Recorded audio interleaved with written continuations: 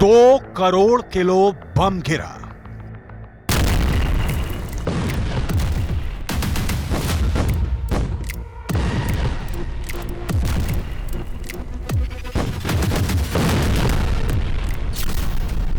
Gaza में परमाणु हमले जैसी तबाही।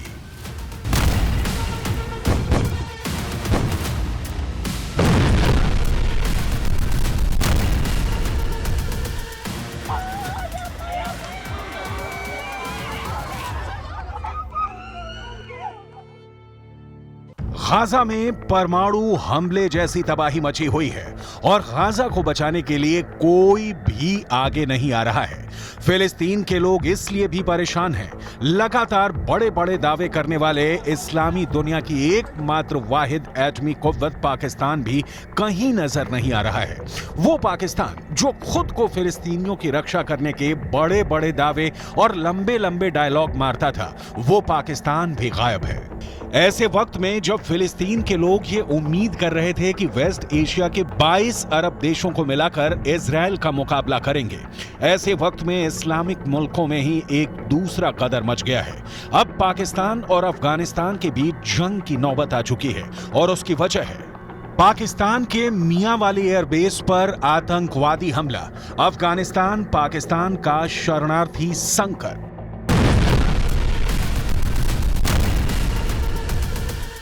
पाकिस्तान के लिए शनिवार का दिन बहुत शर्मनाक दिन साबित हुआ,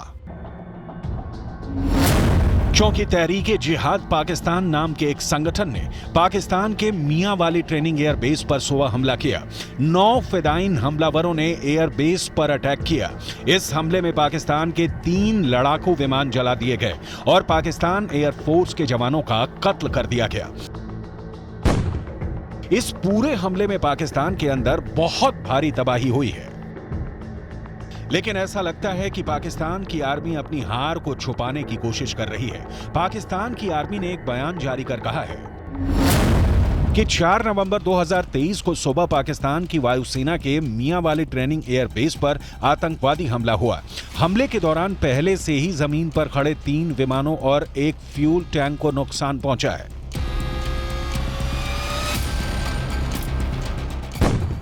पाकिस्तान पर 24 घंटे में यह लगातार दूसरा बड़ा आतंकी हमला है, क्योंकि शुक्रवार को ही बलूचिस्तान में घात लगाकर किए गए हमले में 14 पाकिस्तानी सैनिक मार दिए गए थे।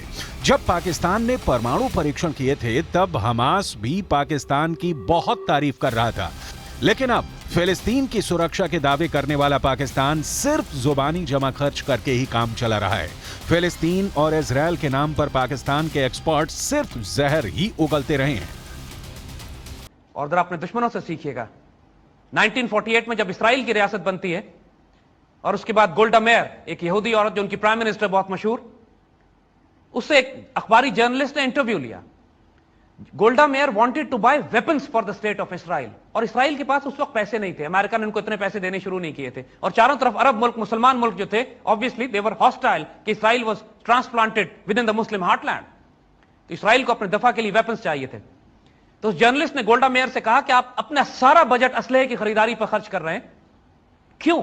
कि कौमें भूखी तो रह सकती हैं, लेकिन अपने दिफा के लिए, अपनी इज्जत और आबरू की हिफाजत के लिए हथियारों पर कॉम्प्रोमाइज नहीं करना चाहिए। लेकिन आज की हालत यह है कि पाकिस्तान और अफगानिस्तान खुद ही आपस में लड़ रहे हैं। दरअसल पाकिस्तान इसलिए फंस गया है क्योंकि उसने अफगानिस्तान से आए हुए 20 लाख शरणार्थियों को दोबारा अफगानिस्तान वापस भेजने का फैसला कर लिया है, और इसके जवाब में अब तालिबान की सरकार और आतंकी संगठन टीटीपी ने पाकिस्तान के खिलाफ मोर्चा खोल दिया है। तोरखाम बॉर्डर पर पहले से तनाव के हालात हैं और अब शरणार्थियों वाले मुद्दे ने दोनों देशों के बीच युद्ध जैसे हालात बना दिए हैं। दूसरी तरफ गाजा के अंदर खूनी गदर मचा हुआ है। 7 अक्टूबर से 1 नवंबर तक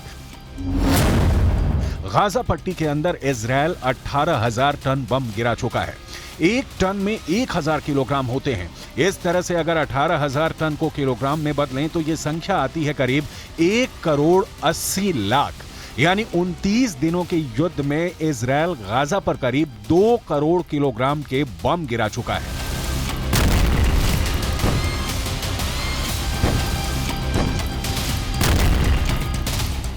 गाजा पट्टी में चीख पुकार मची हुई है। हालात लगातार बिगड़ते जा रहे हैं।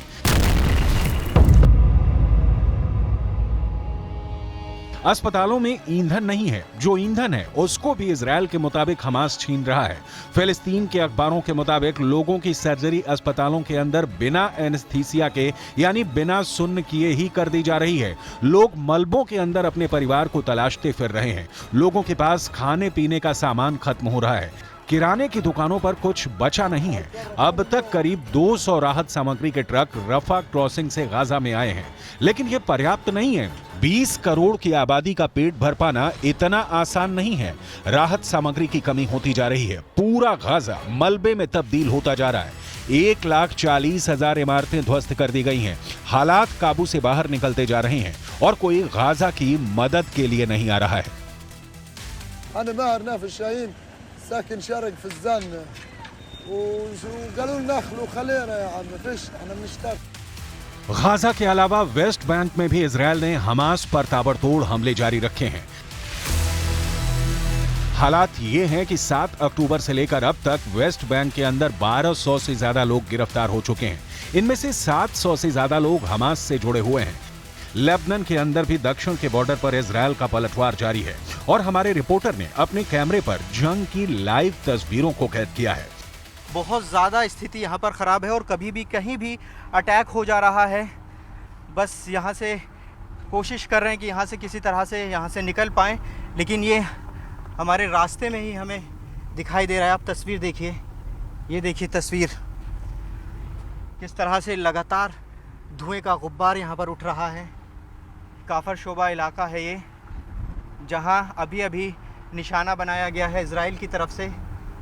ये तस्वीर देखिए, ये तस्वीर आप लगातार न्यूज़ 18 इंडिया युद्ध भूमि से दिखा रहा है कि आखिर क्या स्थिति यहाँ पर बनी हुई है।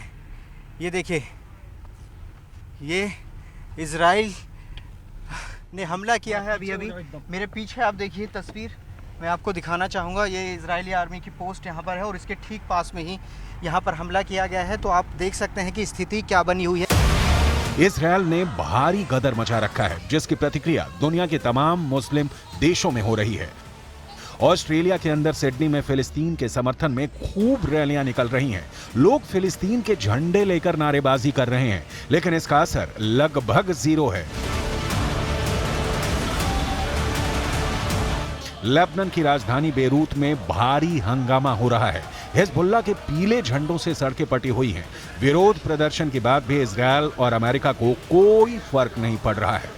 तमाम निज़ाम‌های غربی میخوان که کشور ایران و کشور لبنان رو وارد این جنگ بکنن و یک جنگ تمام عیار را بندازن، ولی به نظر من حزب الله با تیزهوشی داره ضربات خودش رو میزنه و حداقل نیمی از ارتش اسرائیل و امریکا و کسانی که طرفدارش هستن رو در مرزهای شمالی نگه داشته. این جنگ واقعا یه جنگیه که جنگ حق و باطله، یه جنگیه که هر کسی سکوت بکنه بدون شک طرفدار ظالم.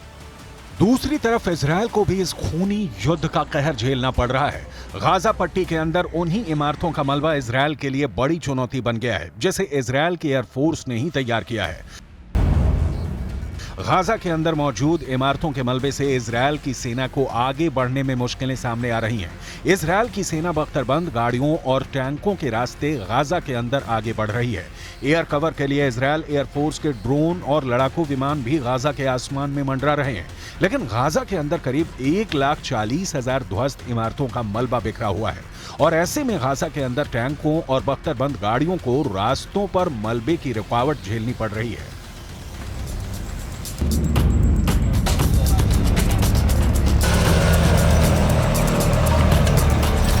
इस मलबे को हटाए बिना इजरायल की आर्मी आगे नहीं बढ़ सकती है, लेकिन इसी मलबे को साफ करने के चक्कर में इजरायल की आर्मी फंस रही है और उसको हमास के हमले झेलने पड़ रहे हैं। इजरायल के अखबार टाइम्स ऑफ इजरायल की खबर के मुताबिक जब से ग्राउंड ऑपरेशन शुरू हुआ है, 1 नवंबर तक इजरायल के 25 से ज्यादा सैनिक मारे जा चुके हैं। इजरायल के रक्षा मंत्री योव गैलेंट ने इस पर बयान दिया है।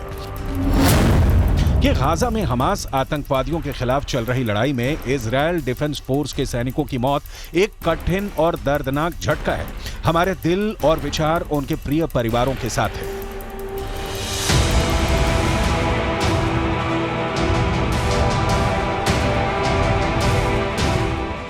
इजराइल के प्रधानमंत्री की लोकप्रियता वैसे भी इजराइल के अंदर लगातार घटती जा रही है और ऐसे में इजराइल के सैनिकों की लगातार हो रही मौतें एक ऐसे बोझ की तरह हैं जो दिन प्रतिदिन नेतन्याहू के राजनीतिक करियर का दम निकालती जाएंगी। बेंजामिन नेतन्याहू ने भी इजराइल के सैनिकों की शहादत पर बयान दिया है।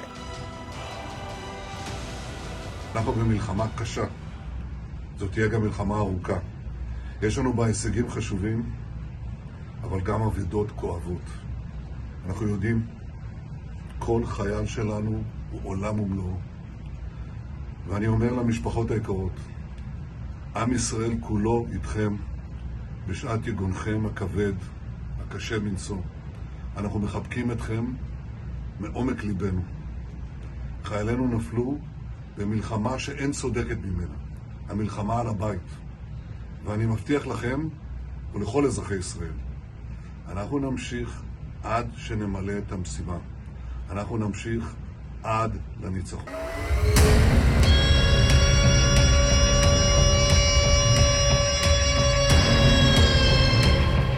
कुल मिलाकर ये जंग गाजा और इजराइल दोनों पर भारी पड़ रही है।